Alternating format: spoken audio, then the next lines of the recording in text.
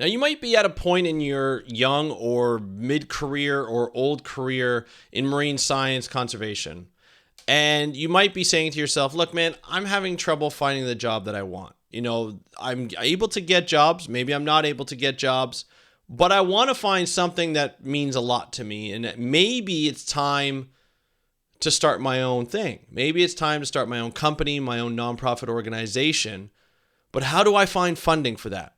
Funding is not really freely available all the time. You may not have the connections to get funding. So how do you get money?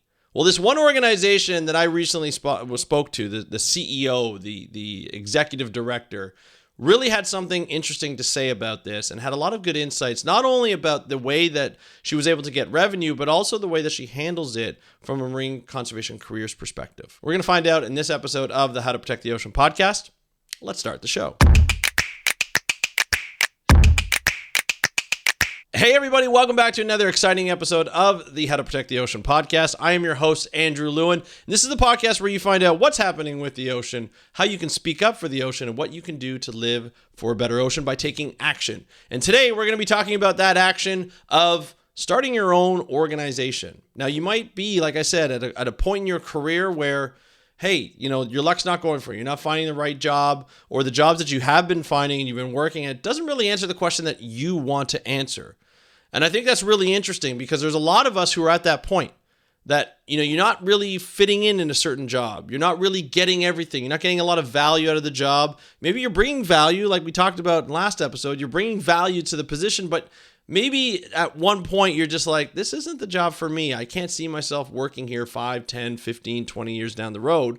I think it's time that I branch out and start my own thing. And holy cow, does your heart start to pump in your chest, right? It's a very terrifying thing to do, to finally start to think about how the heck am I going to start my own conservation organization?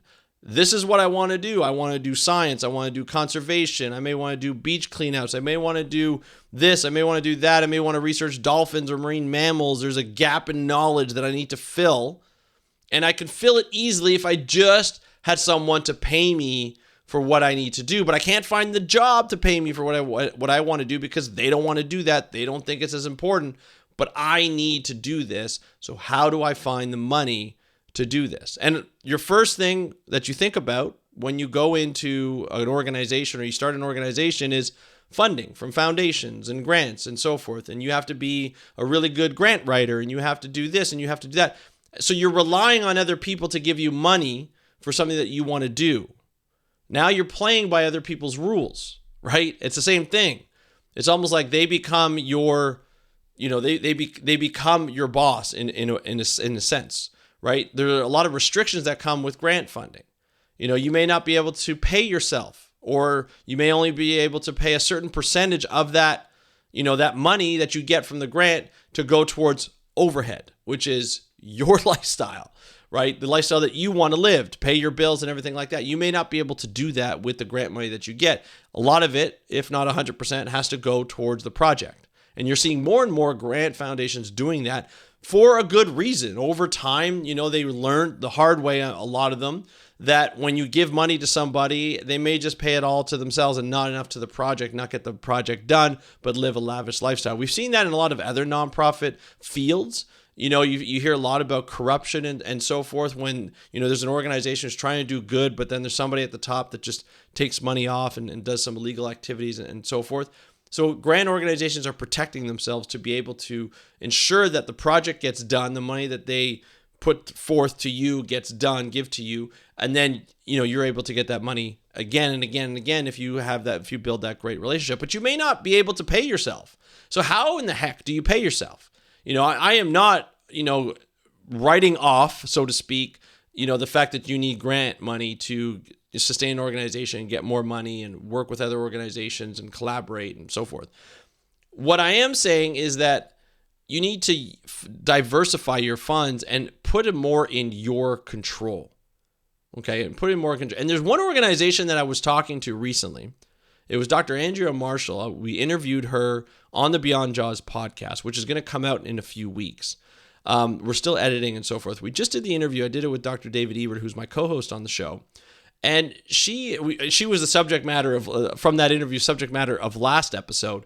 But this episode, I want to focus on her organization and what she did to get revenue for her organization. Now, here's her story, okay? Andrea was about to do a PhD, wanted to do a PhD on manta rays in Mozambique. This is a new area. Not much information at the time was known about manta rays. Spoiler alert, since then, she's known as Queen of the Mantas. So you can see where this story is going. Her advisor first said, you know what, don't do it on this. It's not that important. Not that it wasn't important, but not a lot of people are going to be interested in funding it. I don't want you to do it. I don't want to supervise you if you're going to do this. So she went off for 2 years, studied the mantas, got a lot of information on them, collected a lot of information, went back and said, hey, look at all the information I collected. This is what I think we can do. And the supervisor's like, this is amazing. Let's do it.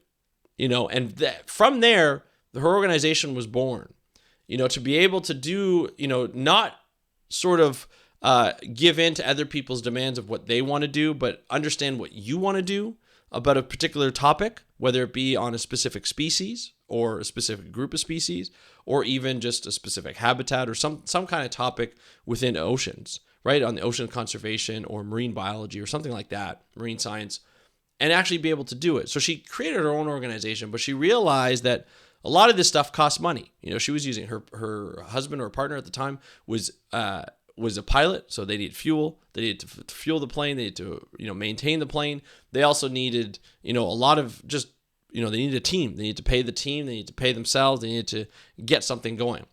So they decided to have a business arm of the organization. That business arm was to bring people in who wanted to learn more about the ocean, who wanted to take part in ocean conservation, who had the money to pay to go on board and be part of the marine science world, right? Be able to collect information under the guidance of scientists and a team of scientists to be able to contribute as part of a citizen science project to contribute to the work that the Marine Megafauna Foundation was doing. That's the name of the organization. Can't believe it took me this long to say it.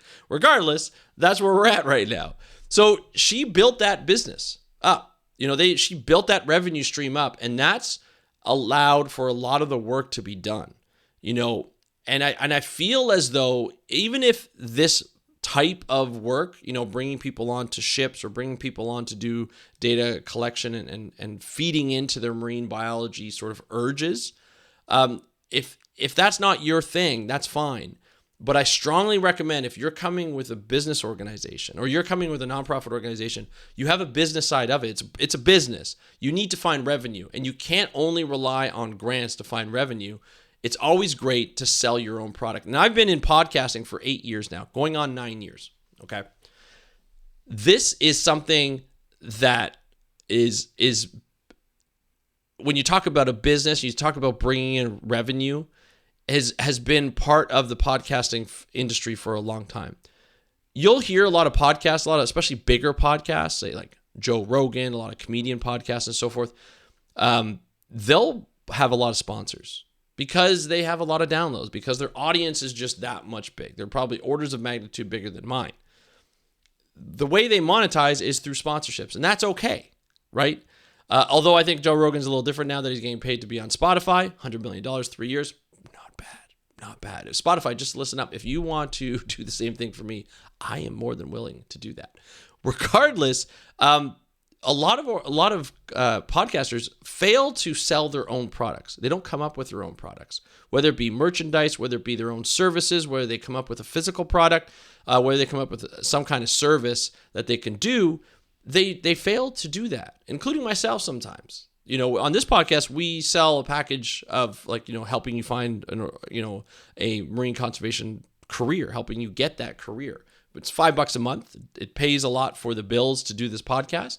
But I'm coming out with more things about that because I see some interest. But regardless, I sell my own thing to help me fund the podcast, and I've done other things to get sponsors, to do some specific topics, to talk to different people, sponsors for conservation organizations and so forth and conferences.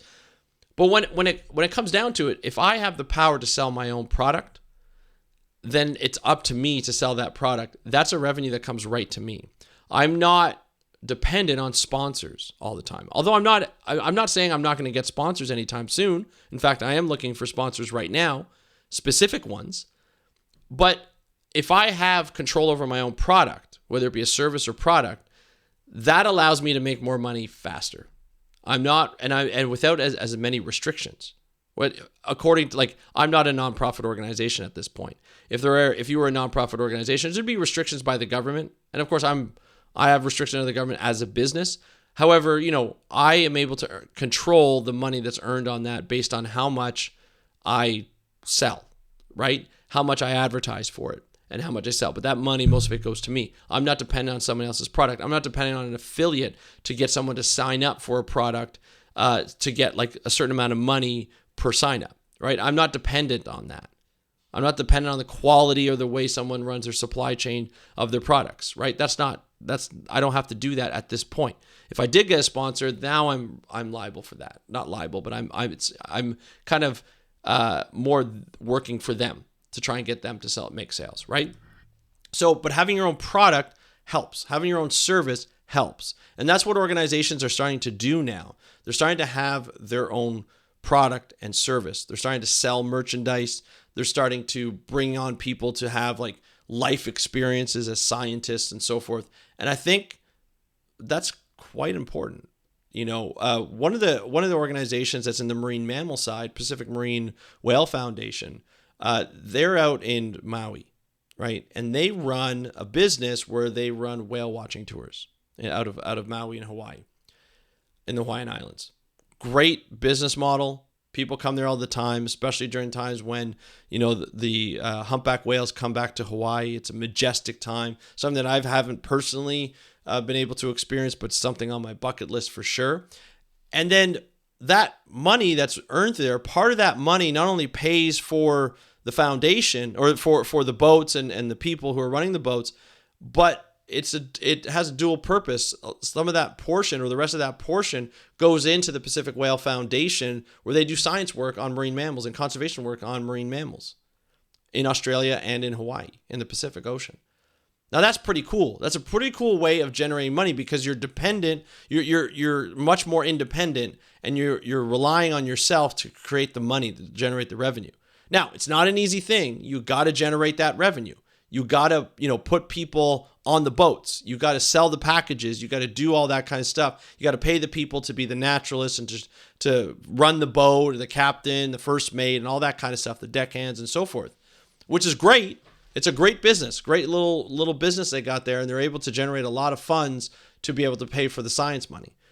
That allows them to be a little bit more independent on themselves and control their own destiny, right?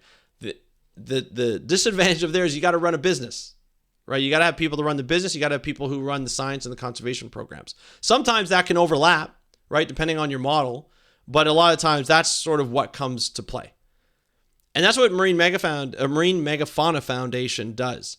They offer experiences on boats for people who are not necessarily in a marine conservation career path. So people who just want to go on a boat, go on a vacation, but want to make conservation part of their vacation. It's an adventure. It's something different than just lying on a beach, which I'm going to be doing in about a week. Or actually today, I'm going to be flying down and lying on a beach to relax for a little bit and sort of reflect on what I want to do going forward with this year for the podcast and the business. But that's sort of, that's what a lot of organizations are doing. They're creating the revenue to be able to fund their projects that they can do the research, and they control their own research. They can do whatever type of research they want to do as long as they follow the law and they follow all the environmental regulations. A lot of times when you look at people, Dr. Stephanie Stack, who works for Pacific Marine Whale Foundation, she'll actually post a lot of social media on the work that they do in the field and so forth. But there's always a permit at the bottom on the screen, permit number, blah, blah, blah. And it's following the law to the T to show that they're following all the regulations that they're supposed to follow. So as long as you're following all the regulations and the law, you can pretty much study whatever you'd like. And have control over your own research, have control over your own money, and sort of live the dream. And I think that's something that, is really important. Putting partnerships together, putting collaborators together, selling your own service or product can really help your organization thrive from a revenue standpoint and, rely less on grant organizations to be able to fund your project solely. I think that's what we think. We put out grants to put out grant letters to all these granting and foundations and grant organizations, but sometimes you won't get them. A lot of times you won't get them because there's other competitors out there that are fully relying on these grants which come with restrictions that you may not be able to pay yourself. So there's a lot of problems with that. There's a lot of disadvantages with that. It's not totally a disadvantage. If you're a really good report writer or grant writer and you're able to get those grants, that's great. But having, that extra, added flavor of revenue to be able to remain independent and control your own research is critical these days, right? To be able to answer questions that nobody else is answering, to be able to go after the hard questions, maybe what people consider impossible questions in quotes. That's a tough thing to do. But you need to have the money and the leverage and the freedom to be able to go and do it and not work for an organization that doesn't want to follow that, which there's nothing wrong with that, but that's not on their menu, right? That's not in their mission or their vision. And so you have your own organization to be able to do that, getting grants, generating revenue, and working towards a better future for the ocean your way, right? And I love that. I think that's great. There's a lot of organizations that are doing that. Look out for them and look at what they're doing. Talk to them. Find out how difficult, how hard it is, how easy it is, whatever that might be, what the steps are to take that route. But I think that's the magic. That's the magic and beauty of running your own organization. You're still working a long time. When we spoke to Dr. Andrea Marshall from the Marine Megafauna Foundation, she's working sometimes, a lot of times 12 to 16-hour days. She's able to do it because her family's incorporated into the organization, but it's a long time to work on it. But she loves it. It's what she likes to do. And it's what she does to get it done.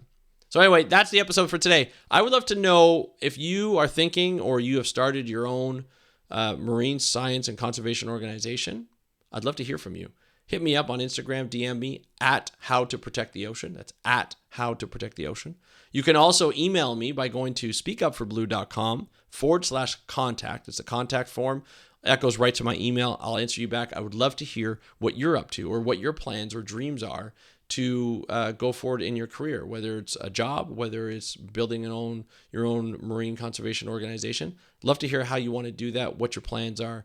But that's it for today's episode. I want to thank you so much for listening to the How to Protect the Ocean podcast. I'm your host, Andrew Lewin. Have a great time. I'm having a great time on vacation right now, flying to my destination. Enjoy your day, and thank you for listening, and happy conservation.